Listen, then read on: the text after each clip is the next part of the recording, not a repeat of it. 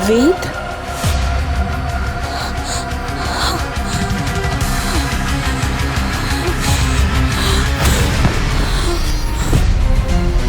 देविका, मौत!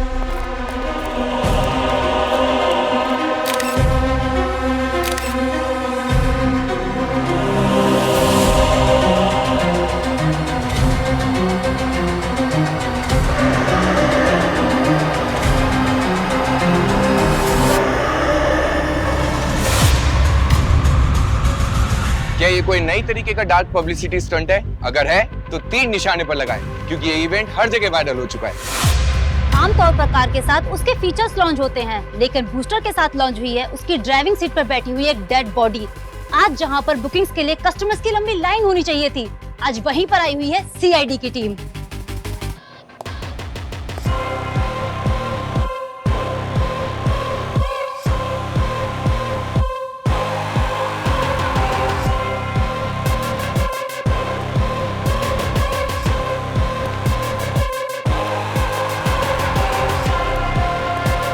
सर, देविका को होश आ गया है।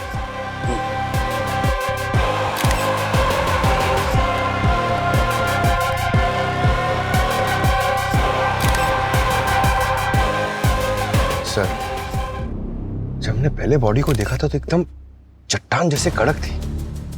अब देखिए सर, धीरे धीरे इसका रंग रूप बदलता जा रहा है।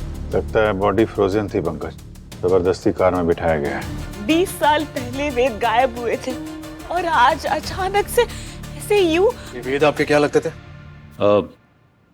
इनके पहले पति थे और मेरे कजन।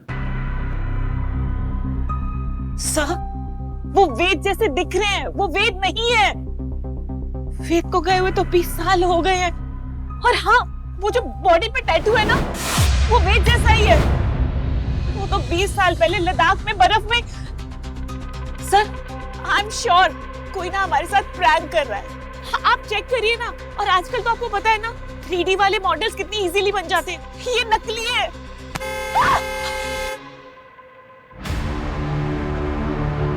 सर, बॉडी काफी तेजी से डिकम्पोज हो रही है। इसके पहले कि हमारे यहाँ सिर्फ हड्डियां ही बचे, बॉडी को फटाफट फोरेंसिक लैब भेजने का इंतजाम करो।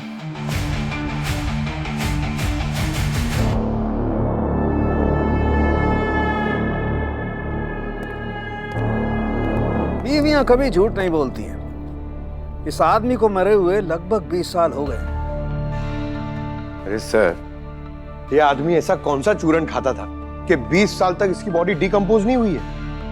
पंकज, मैंने इस आदमी के मसल टिश्यूज और ब्लड सेल्स बहुत अच्छी तरह से चेक किए, और जिस तरीके का माइक्रो बैक्टीरिया इसकी बॉडी में मिला है, उससे साबित होता है कि इस आदमी की लाश किसी ऐसी जगह पर दबी हुई थी जहां चारों तरफ बर्फ ही बर्फ थी, एकदम ठंडा इलाका। क्या? हाँ, ऑलमोस्ट -20 डिग्री टेम्परेचर। और इतना कम टेम्परेचर इंडिया में सिर्फ हिमालय के हाई एल्टीट्यूड एरिया में मिलता है और कहीं नहीं। लेकिन अगर 20 साल से किसी मरे हुए इंसान की लाश कहीं दूर पहाड़ों में दबी हुई थी, तो फिर ये अचानक मुंबई कैसे आ गई? अरे ऐसा कौन सा स्पीड पोस्ट है कि लाश वहां पहाड़ों से या मुंबई एक कार के सीट में आ गई? पंकज, अभी लाश स्पीड पोस्ट से आई है या टाइम ट्रेवल करके आई है, ये पता लगाना तुम लोगों का काम है ना। हाँ, लेकिन मैं तुम्हें ये बता सकता हूँ कि ये लाश कब बाहर आई है। सर, तो पूरी बात बताइए ना, आप ऐसे किस्तों में क्यों बोल रहे हैं? ये लाश 12 से 13 घंटे पहले बाहर आई है। क्या? हाँ, सिर्फ 12 से 13 घंटे पहले? बिल्कुल। जिस तरीके से इसके मसल टिश्यूज टूट टूट करके गिर रहे हैं और जिस तरीके से इसका स्किन का कलर बदलता जा रहा है, उससे बात साफ पता चलती है कि किसी लो टेम्परेचर से इस लाश को बाहर आने में सिर्फ 12 से 13 घंटे लगे, बस। सब वेद को ना पैराग्लाइडिंग का बहुत शौक था, इसीलिए ही वो लद्दाख जाते थे। वहां पर कोई कंपनी थी जो पैराग्लाइडिंग करवाती थी। बस वहीं पर पैराग्लाइडिंग करते टाइम जब लैंड कर रहे थे तो एवलांच हो गया और वेद बर्फ में फंस गए। उसके बाद वेद कभी मिले ही नहीं हमें। वो कंपनी कौन सी थी जो ये पैराग्लाइडिंग वगैरह करा रही थी? 20 साल पुरानी बात है, नाम तो याद नहीं है। और वैसे भी वेद भाई साहब अपनी सारी बुकिंग्स खुद करते थे। तो बुकिंग की डेट तो याद होगी ना आपको? हाँ सर। वो मैं कैसे भूल सकती हूँ। 3 सितंबर 2004। भूमि, फाइंड इट। क्या 2004 में? अब मैडम इतनी पुरानी बात कौन ही याद रखेगा। पर हाँ, झूठ नहीं बोलूंगा कि कभी कभार बर्फीले तूफानों में ऐसे हादसे अक्सर हो ही जाया करते हैं। और ये पैराग्लाइडिंग का खेल तो है ही रिस्की। और सच कहूँ तो इसी एडवेंचर की वजह से लोग आते हैं इसको करने के लिए। पर हम अपनी सेफ्टी में कोई कसर नहीं छोड़ते हैं, पूरा ध्यान रखते हैं सेफ्टी का।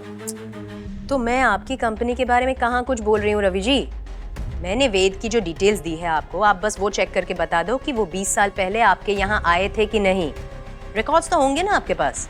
आप मुझे थोड़ा वक्त दीजिए, मैं सब कुछ चेक करके आपको कॉल बैक करता हूँ। थोड़ा अर्जेंट है। जी मैडम। सर, ये पिछली रात का फुटेज है। यहाँ पोडियम पर गाड़ी खड़ी है और सर इस वक्त गाड़ी के अंदर कोई भी नहीं बैठा। फिर इस कार को कवर कर दिया जाता है।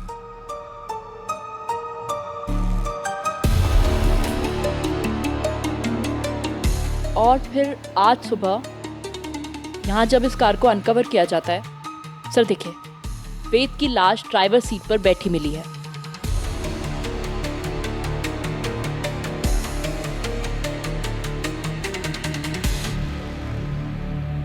सर सब कुछ तो हमारी आंखों के सामने है, फिर लाश गाड़ी में आई कहाँ से? अपने ये सीसीटीवी के साथ किसी ने छेड़खानी तो नहीं की? लगता तो नहीं है सर। हेलो जी मैडम, मैंने चेक किया, वो वेद उस दिन आया था हमारे कैंप में।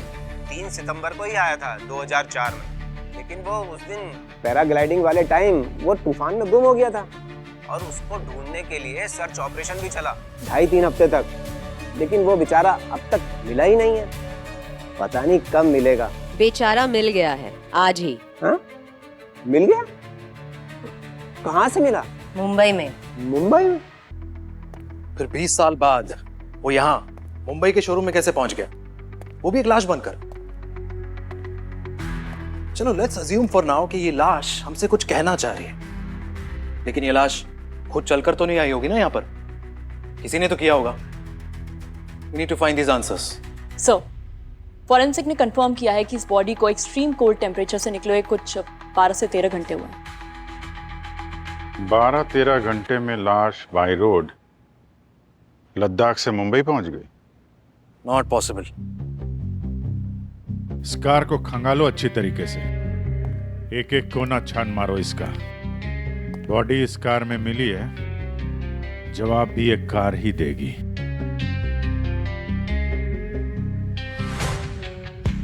यार बहुत बुरी किस्मत है इस गाड़ी की तो। इसका बर्थडे मनाया नहीं कि डेथ सर्टिफिकेट जारी हो गया इसका। सच में सर, इस कार को तो अब कोई भी नहीं लेगा। ये बहुत हेवी डिस्काउंट पे मिलेगी। ये केस सॉल्व हो जाने दो, फिर शोरूम से आके बात करता हूँ। सर,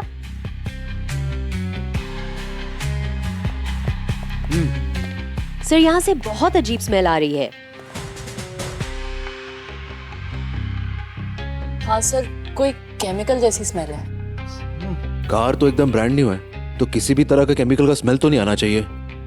हो सकता है बॉडी को डिक्की में रख के छुपाया हो।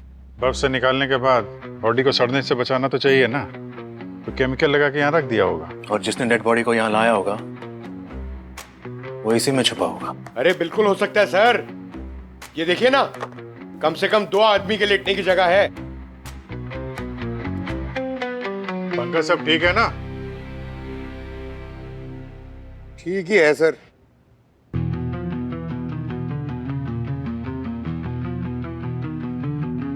अब जरा इस डमी को वहां ड्राइविंग सीट तक लेकर जाओ।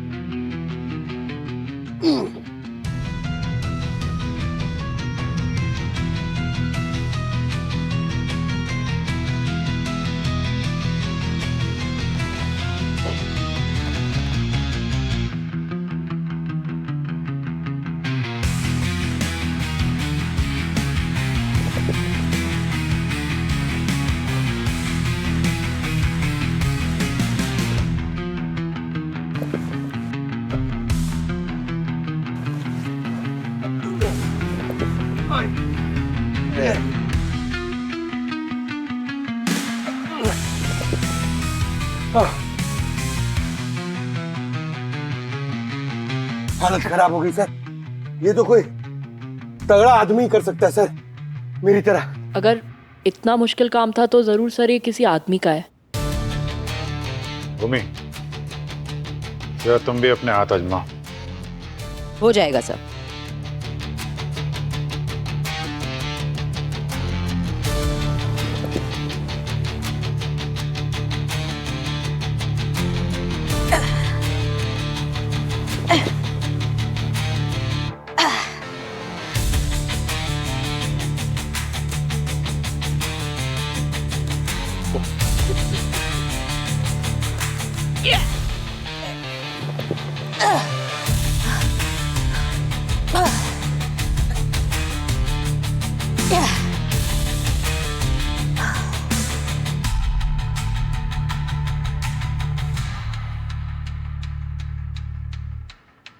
इतना भी मुश्किल नहीं था पंकज। जी वो एक्चुअली सर वहां सीट के पीछे मेरा पैर फंस गया था, वो ऐसे करने के चक्कर में। अच्छा, मतलब बॉडी को शिफ्ट करने वाला आदमी या औरत भी हो सकती है। और वो जो कोई भी है उसको यहाँ के सीसीटीवी कैमरे की पोजीशन के बारे में पता है, इसलिए बगैर कैमरे में आए इस काम को अंजाम दे दिया। तो मतलब कोई घर का ही मेंबर होगा। ठीक है, तो फिर उनकी शोक सभा में शामिल होके आते हैं हम लोग। ये कह रहे हैं कि वेद की शोक सभा रखो। भला एक ही आदमी की मौत का मातम मैं बार बार कैसे बना सकती हूँ? बहुत मुश्किल से ट्रॉमा को भूलकर बाहर आई थी और फिर वही सब करूं। और अयान कहाँ था तब? जब वेद लापता हुए तो आयान मेरे पेट में था। मैंने उसे कैसे पैदा किया है, कैसे पाला है ना, ये मैं ही जानती हूँ। और आज वही बच्चा मुझे गालियां दे रहा है। गाली नहीं दे रहा मैं, पर हाँ गुस्सा हूं, बहुत गुस्सा हूं। और क्यों ना हूं गुस्सा, जिनके पीछे अपनी पूरी लाइफ डैडी डैडी करके घूमता रहा, आज पता चल रहा है कि वो मेरे डैडी है ही नहीं। अरे बच्चा नहीं हूं मैं, पहले क्यों नहीं बताया कि मेरे डैडी कोई और थे? कैसे बताता उसे? आजकल के बच्चे एक दिन में तो डिप्रेशन में चले जाते हैं। और फिर देविका को भी संभालना था। सुसाइड करने की बात कर रही थी वो। वेद भाई साहब को तो मैं पहले ही खो चुका था। मैं नहीं चाहता था कि उनकी फैमिली को कुछ भी हो, और इसीलिए मैंने देविका से शादी की और अयान को अपना नाम दिया। क्या जरूरत थी अभिषेक को ये सब करने की? पर उसने ये सब किया, वरना वेद की बहन नैना हमें सड़क पर लाने का पूरा इंतजाम कर चुकी थी। नैना? क्या था नैना ने? पापा का पूरा बिजनेस मैंने संभाला था। उस वेद को तो दुनिया घूमने से फुर्सत नहीं थी। जब सारी मेहनत मेरी थी तो क्या हुआ, कंपनी से मैंने अपना स्टेक बढ़ाने की डिमांड कर ली। लोग इसे लालच बोलते हैं, लेकिन मैं इसे अपना हक बोलती हूँ। जिसे आप अपना हक कह रही हैं, देविका की नजरों में वो हड़पना है। इसे कैसे बोल सकती है वो? शर्म नहीं आई उसे ये कहते हुए? जिस शोरूम में खड़े रह के उसने वो कार लॉन्च की थी, वो शोरूम मेरे पैसे से चलता है। ऑटोमोबाइल कंपनी मेरी है। महीने महीने पैसे भेजती हूँ मैं उसे और उसके बेटे की परवरिश के लिए। वो तो कह रही थी कि अभिषेक उन सबको संभालता है। अभिषेक संभालता है? क्या संभाला उसने? वो मेरे चाचा का लड़का है। उधर वेद मिसिंग हुआ और इधर इसने उसकी ही बीवी से शादी कर ली, हमारी प्रॉपर्टी पे मौज करने के लिए। चाहती तो मैं उसी वक्त उसकी पोल खोल सकती थी। क्या मतलब? पोल खोल देती? फिर मैं आप लोग को दिखाती हूँ।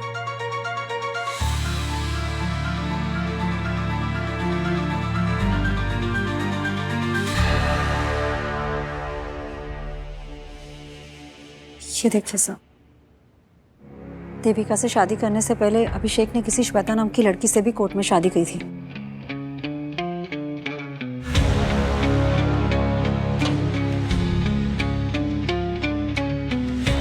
शादी के बाद एक और शादी। तो पता लगाओ ये श्वेता जी हैं कौन और कहाँ हैं।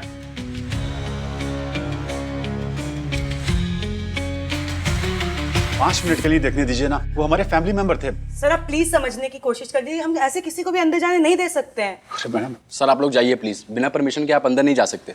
क्या बात है मैम? वेद मेरे हस्बैंड थे और आयान उन्हीं का बेटा है। आज तक हमने आयान को ये नहीं बताया कि वेद उसके पापा थे। प्लीज आखिरी बार मेरे बेटे को उसके पापा की शक्ल देखने दीजिए ना। ये फॉरेंसिक लैब है, यहाँ बहुत सारे कॉन्टामिनेशन होते हैं और बॉडी के कांटेक्ट में आने से पहले बहुत सारे प्रिपरेशन करने पड़ते हैं। आप लोग जाइए, पहले परमिशन लेकर आइए, उसके बाद ही मैं आपको अंदर अलाउ कर सकती हूँ। ठीक है, हम लोग परमिशन लेकर आते हैं। आओ बेटा। Thank you.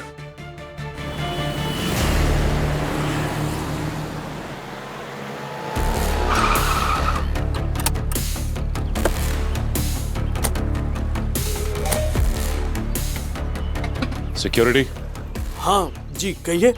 ये जो सामने वाली बिल्डिंग रेनोवेशन पे गई है, सुना है कि उसके काफी सारे ओनर्स इस बिल्डिंग में शिफ्ट हुए हैं। हाँ वहाँ से तो काफी सारे लोग यहाँ रह रहे हैं। तो उनमें से कोई श्वेता नाम की औरत भी रह रही है क्या?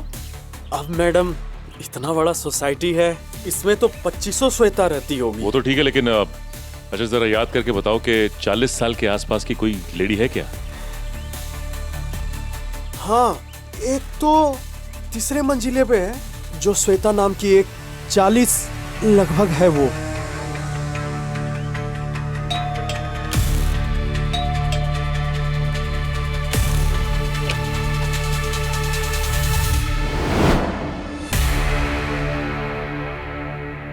श्वेता जी। जी कहिए। हम लोग सीआईडी से हैं। अच्छा ये बताइए कि कल कार लॉन्च पे आप देविका के शोरूम पे थी ना? एक मिनट।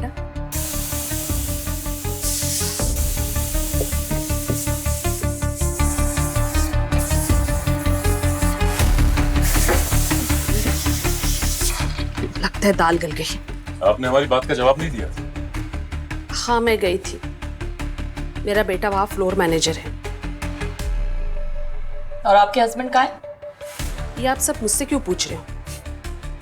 सवाल तो बनता है ना, जब एक ही आदमी ने दो शादियां की। आपका मैरिज सर्टिफिकेट।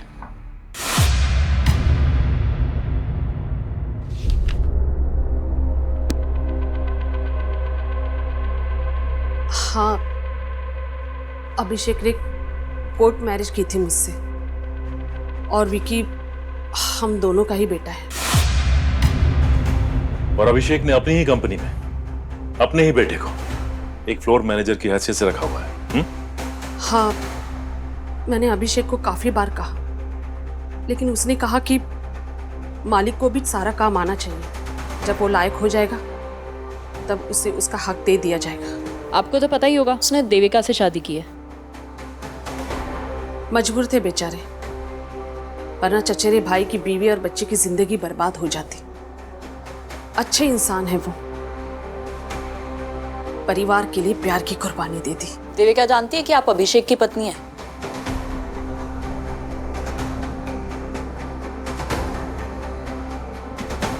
अच्छा ये विकी अभी कहाँ है? मुझे नहीं पता, कल से वो घर नहीं आया। मुझे थोड़ी ना वो बता कर जाता है। एनीवे, फिलहाल हम चलते हैं।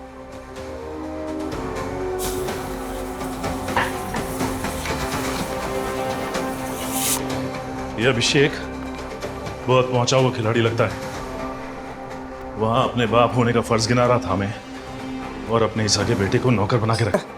आप बॉडी को देख सकते हैं, लेकिन किसी चीज को छूना नहीं। प्यार के दिखा दो इन्हें। यस बेटा देख ले अपने पापा को।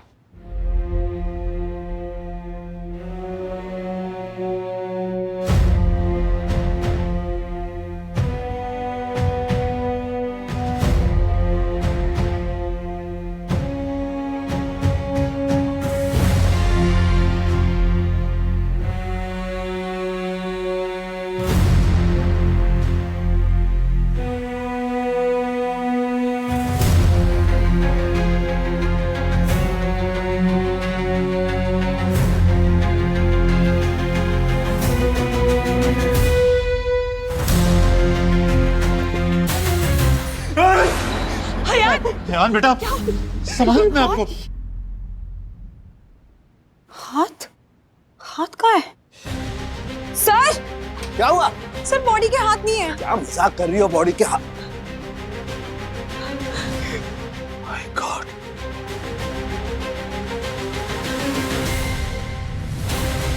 दोनों हाथ कटे हुए। अरे गार्गी, इसके दोनों हाथ किसने काटे? फॉरेंसिक लैब से कौन चोरी करके ले गया हाथ? आपको थोड़ा भी रियलाइजेशन है इस बात का? ये बात सुनने में ही कैसा लग रहा है कि सीआईडी के फॉरेंसिक लैब में से कोई डेड बॉडी का हाथ काट कर ले गया? ये बात अगर सीआईडी ऑफिस के बाहर लीक हो गई ना, तो सीआईडी की रेपुटेशन की धज्जियां उड़ जाएगी। I am sorry sir. You sorry? Yes sir, I am really very sorry. मैं जानता हूं हमसे बहुत बड़ी गलती हुई है, लेकिन सर अगर हम इस गलती में एक अपॉर्चुनिटी तलाश कर ले तो। क्या मतलब? मतलब ये सर कि अगर हम ये पता लगा लें कि ये कटे हुए हाथ दरअसल किसके काम आ सकते हैं, तो सर शायद हम इस केस को और ज्यादा जल्दी से सॉल्व कर सकते हैं। I think is right. अब चोरी हो ही गई है तो हमें इसका फायदा उठाना चाहिए। Yes sir. Super, mind blowing. नहीं, गुड गोइंग, वेरी गुड। कल स्टाफ के अलावा फॉरेंसिक लैब में और कौन कौन आया था? कोई भी नहीं सर। मैं तो आईडी कार्ड और रजिस्टर में एंट्री के बिना किसी को यहाँ पे झांकने तक नहीं देती। बड़ी बड़ी बातें मत कीजिए, कोई तो आया था यहाँ पे। रजिस्टर दिखाओ। जी sir. Shield and shine company, ये दो लोग कौन है? सर ये तो सैनिटाइजेशन वाले हैं, ये रेगुलर आते रहते हैं यहाँ पे। हाँ सर, वो 2 हफ्ते में एक बार विजिट करते हैं। फॉरेंसिक लैब है तो सैनिटाइजेशन की जरूरत पड़ती रहती है, उनसे टाई अप है सर हमारा। शील्ड एंड शाइन कंपनी, पता लगाओ किन दो लोगों को भेजा था उन लोगों ने यहाँ पे।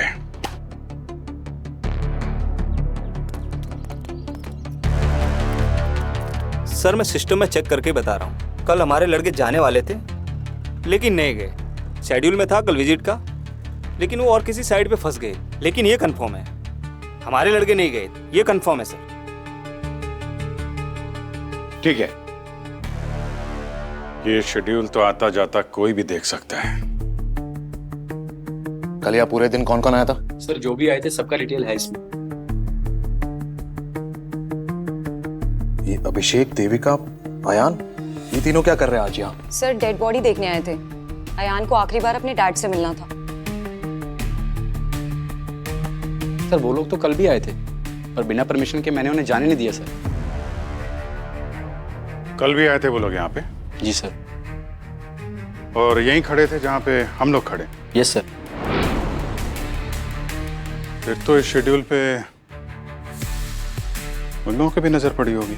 वो सैनिटाइजेशन वालों की कोई शक्ल देखी तुमने? उनका चेहरा? सर वो तो मास्क और यूनिफॉर्म से पूरी तरीके से कवर थे, तो हमने बस डेटा एंट्री की और उन्हें जाने दिया।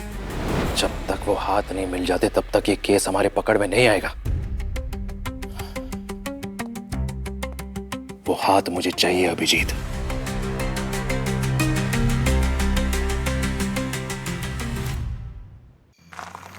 हाँ सर ये तो है, लेकिन ये 3 से 5 का समय ना बड़ा अजीब सा होता है। हाँ, हम लोग सोते हैं, क्रिमिनल जग जाते हैं। ये तो है।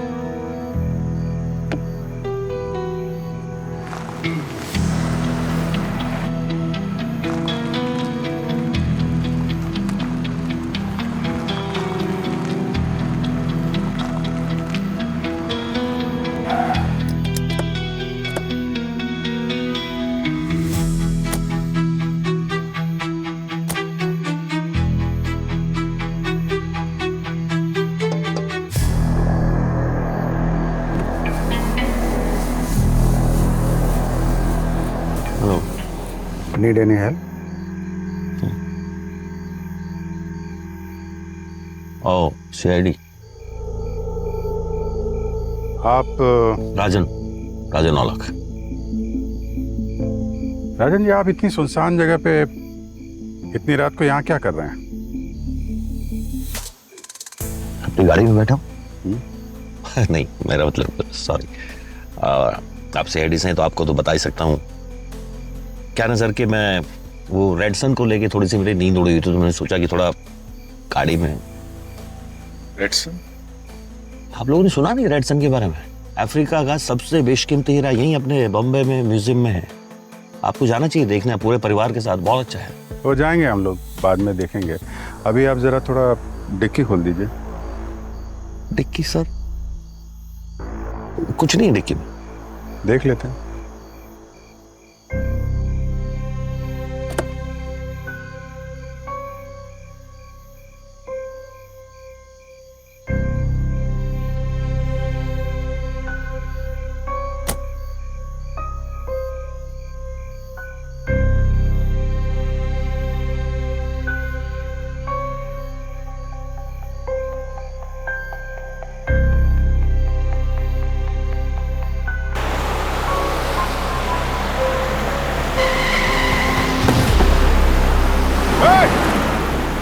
रुक।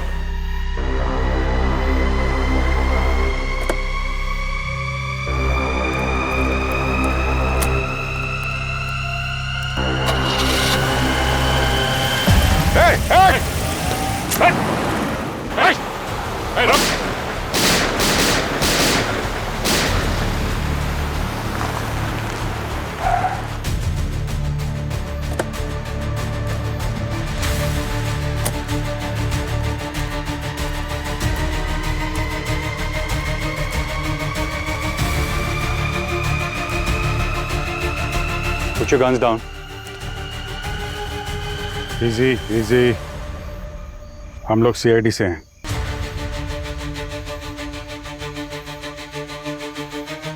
गोली आप लोगों ने चलाई थी? जी हाँ, गोली हम ही ने चलाई।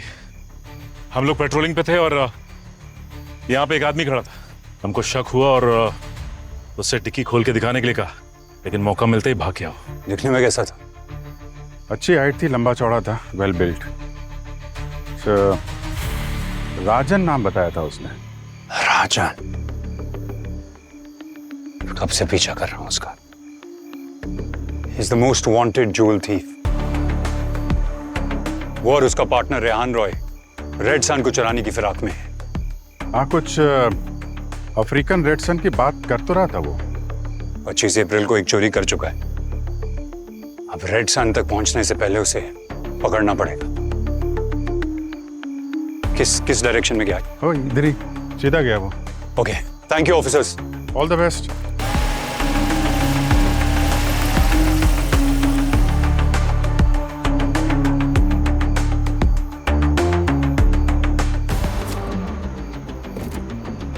ओह माय गॉड, हाथ? हाथ की उंगलियों के पोर के जो स्किन है वो निकाले हुए हैं यार। तब से जिस हाथ को ढूंढ रहे थे, कोई यहाँ फेंक के गया। कोई तो है जो हमारी मदद कर रहा है क्रिमिनल को पकड़ने में। से फिंगरप्रिंट्स मिल सकता था, वहीं से स्किन हटा दी गई है। तो सिर्फ फिंगरप्रिंट्स चुराने के लिए हाथ काटे गए हैं। और ये फिंगरप्रिंट्स किसी पासवर्ड प्रोटेक्टेड प्लेस को खोलने के लिए भी चाहिए होंगे। करेक्ट। कोई डोर, कोई तिजोरी। जिसका मतलब जिसके पास भी ये तिजोरी या डोर है इधर पे, उसी ने हाथ काटा और चुराया है। सर, मैं देविका और अभिषेक के रिकॉर्ड्स जैसे कि बैंक अकाउंट्स, बिल्स वगैरह चेक कर रही थी। उसमें से ये मिला।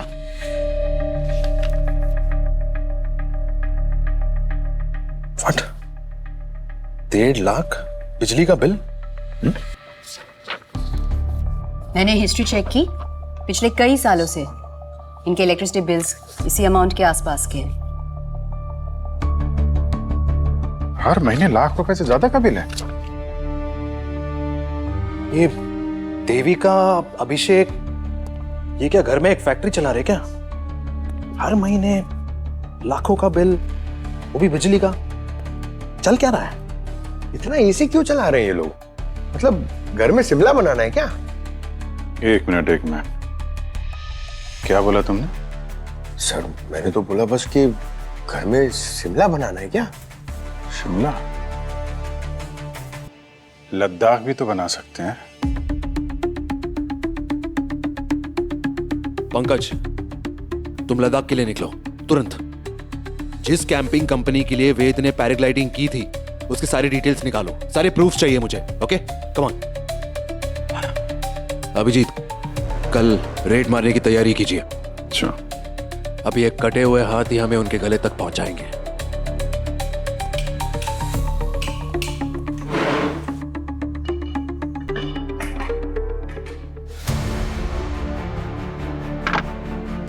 ये आप क्या कर रहे हैं? क्यों कर रहे हैं सब? देखिए ना हमारे घर को कैसे तहस नहस कर दिया इन लोगों ने। क्या हो रहा है सब? क्या कर रहे हैं आप लोग? रोकिए ऐसे। आंखों में सुरमा लगा रखा है क्या? दिख नहीं रहा तलाशी चल रही है? तलाशी? किस बात की तलाशी? मिस्टर अभिषेक, ऐसी कौन सी फैक्ट्री लगा रखी है आपने इस घर में कि आपके बिजली का बिल आसमान छू रहा है?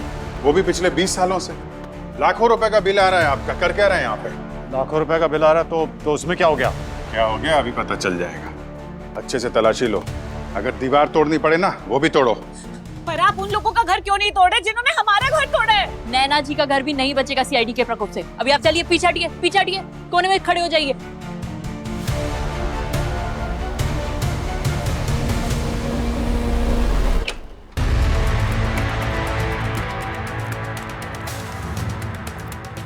ये रहा सर्च वारंट नैना जी, ध्यान से पढ़िए इसे, फिर बाद में मत कहिएगा कि सीआईडी ने मेरा घर उलट पुलट कर दिया। घर का कोना कोना छान मारो, कोई जगह छूटनी नहीं चाहिए। लेकिन आप लोग यहाँ क्या ढूंढने आए हैं?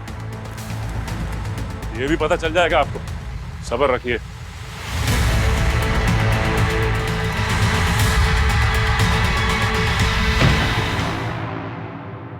सर मैंने तो मैडम को फोन पर सब बता दिया था, कैसे वो वेद बर्फीले तूफान में गुम हो गया था। मेरे पास कुछ न्यूज़पेपर कटिंग्स भी है उस दिन की। ये देखिए, जिस दिन एक्सीडेंट हुआ। ये सब ठीक है। आप लोग यहाँ पे ग्रुप की फोटोज लेते हैं ना कैंप में? हाँ सर लेते।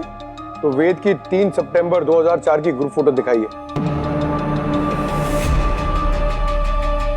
सर अब इतना पुराना 20 साल पुराना कहाँ से मिलेगा सर? है सर, पुराने एल्बम में मिल जाएगी। चुप कर, मुझे कुछ पता भी है सर, इसे कुछ नहीं पता। 1 मिनट, फोटो लेके आओ। जी सर। ये रही सर।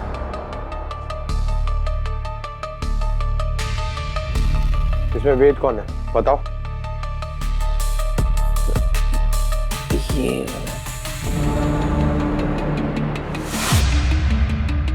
बेवकूफ बना रहा है। वेद कैसे दिखता है मैं जानता हूं।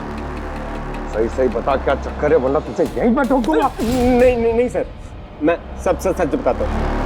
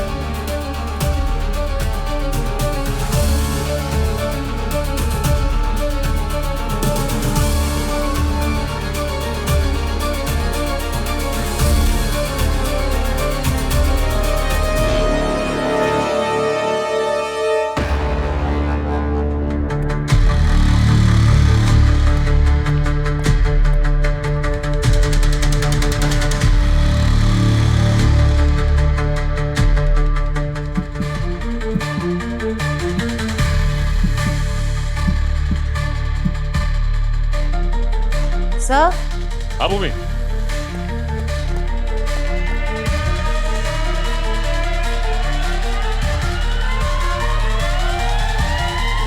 डेफिनेटली यहाँ कुछ है।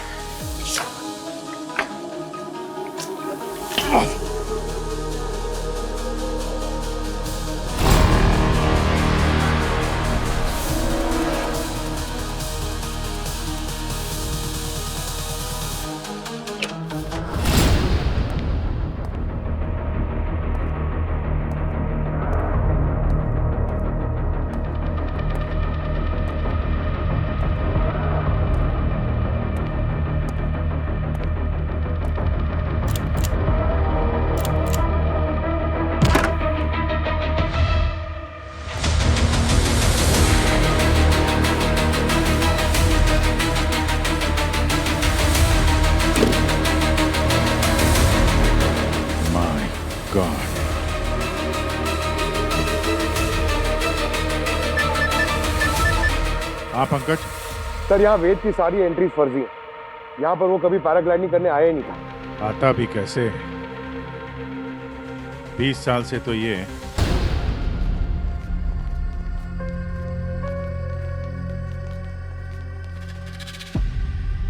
क्या बात है, बेसमेंट के अंदर अच्छा खासा लॉकर बना हुआ है।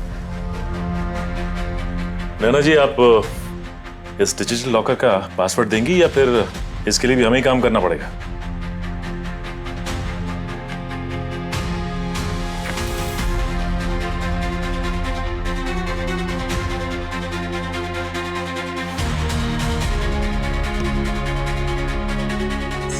ये होगी कटे हुए हाथ के फिंगर्स की स्किन।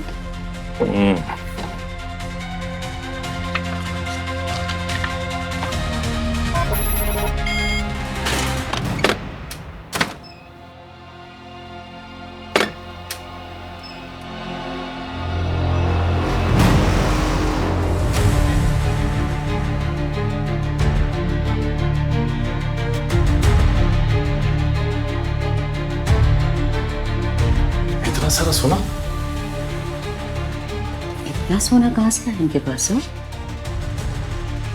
ये तो अब नैना जी बताएंगी ब्यूरो चलकर। वैसे भी इनकी फैमिली का गेट टुगेदर जो रखा है वहां पे।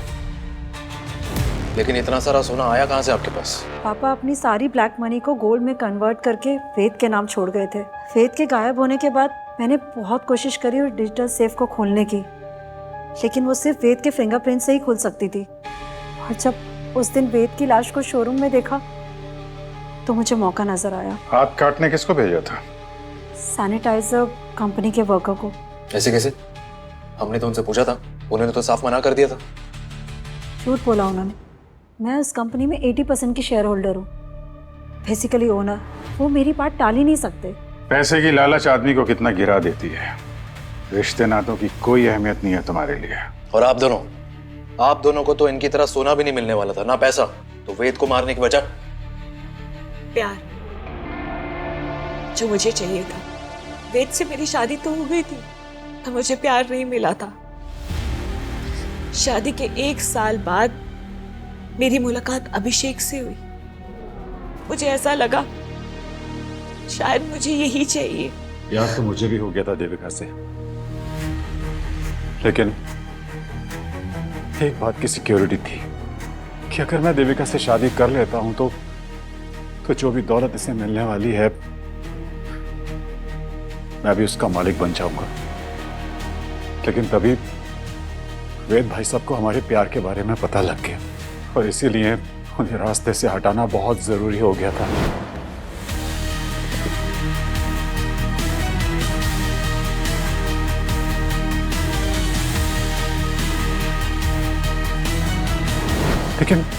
लेकिन उन्हें मारने के बाद हमें पता लगा कि एक पुश्तैनी तिजोरी है और उसे पाने के लिए हमें वेद भाई साहब की लाश को संभाल के रखना पड़ेगा, क्योंकि उनकी लाश ही उस तिजोरी की चाबी है। बहुत लंबा इंतजार किया आप लोगों ने, 20 साल। फिर तुम लोगों को एक कहानी की जरूरत थी कि वेद पैराग्लाइडिंग करते हुए मारा गया, है ना? हाँ। लद्दाख की उस कैंपिंग कंपनी के मालिक को मैंने 10 लाख रुपए पे किए ताकि वो झूठी खबर फैला सके। हाँ, इतने सालों तक हमने उस लाश को छुपा के रखा, पर पता नहीं उस दिन शोरूम में वो लाश कैसे आ गई। उसे अयान लेकर आया था।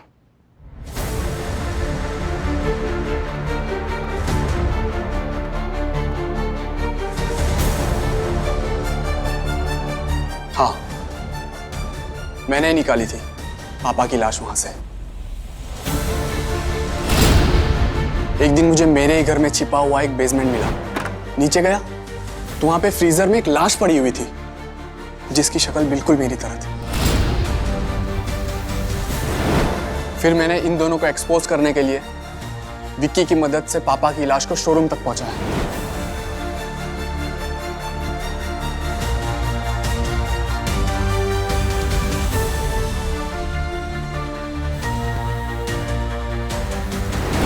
तुमने जो किया वो ठीक किया यान, लेकिन तरीका गलत था। तुम्हें सीधे पुलिस के पास जाना चाहिए था। जिसने मेरे पापा को मार दिया वो मुझे क्या छोड़ते? अपनी पावर का गलत इस्तेमाल करके मुझे भी मरवा देते ये लोग। और मुझे पता था अगर सीआईडी इस केस में इन्वॉल्व हो गई तो ये दोनों बिल्कुल नहीं बच पाएंगे।